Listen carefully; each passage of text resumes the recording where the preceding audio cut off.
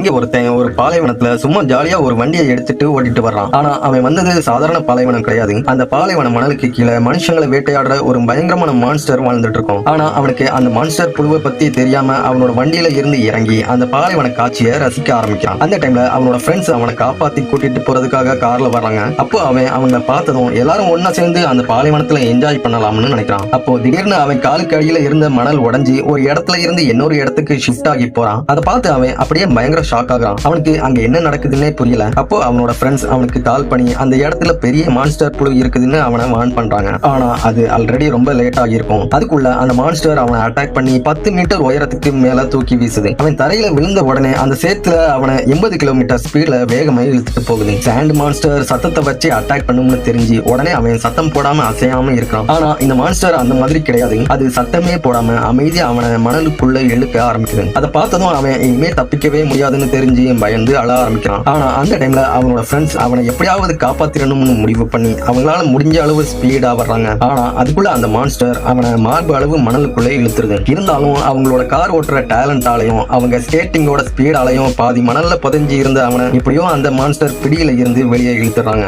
ஆனா அதுக்கப்புறம் தான் பிரச்சனையே ஸ்டார்ட் ஆகுது. ஏன்னா அந்த மான்ஸ்டர் புழு கோபத்துல இப்போ எல்லாரையும் வேகமா துரத்தி வர ஆரம்பிக்குது. வேற வழி இல்லாம அவங்க எல்லாரும் வேகமா கார்ல தப்பிச்சு போக ட்ரை பண்றாங்க. அந்த காரோட டிரைவர் ஃபுல் ஸ்பீட்ல அந்த காரை ஓட்டுறான். அப்படி இருந்தும் அந்த மான்ஸ்டர் வேகமா அவங்கள துரத்தி வந்து அந்த ஸ்கேட்டிங்ல போறவனை பிடிக்கிற மாதிரி நெருங்கி வந்துருது. அந்த டைம்ல காரோட டிரைவர் ஸ்பீடை இன்க்ரீஸ் பண்ணி லாஸ்ட் செகண்ட்ல எப்படியோ அவனை காப்பாத்திடுறான். ஆனா ஆபத்து இன்னும் அதோட முடியல. அவங்க கொஞ்ச தூரம் போனதுக்கு அப்புறமா எல்லாம் அமைதியாகிருச்சுன்னு நினைச்சு அந்த காரை ஸ்டாப் பண்ணி ஸ்கேட்டிங்ல வந்தவங்களை வேகமா காருக்குள்ள ஏத்த ஆரம்பிக்கிறாங்க. அப்போ திடீர்னு அந்த மான்ஸ்டர் திரும்பவும் வந்து அவங்கள ஒருத்தனோட கையை பிடிச்சிருது. உடனே எல்லாரும் அந்த மான்ஸ்டர் இப்போ அவனை பிடிச்சிட்டு போயிருமோன்னு பயப்பட ஆரம்பிக்கிறாங்க. ஆனா அடுத்த செகண்டே அவங்க கஷ்டப்பட்டு இழுத்ததால அந்த மான்ஸ்டர் அவனோட கையை விட்டுருது. அந்த சான்ஸை யூஸ் பண்ணி கடைசியில அவங்க எல்லாரும் வேகமா அங்க இருந்து தப்பிச்சு போயிடுறாங்க.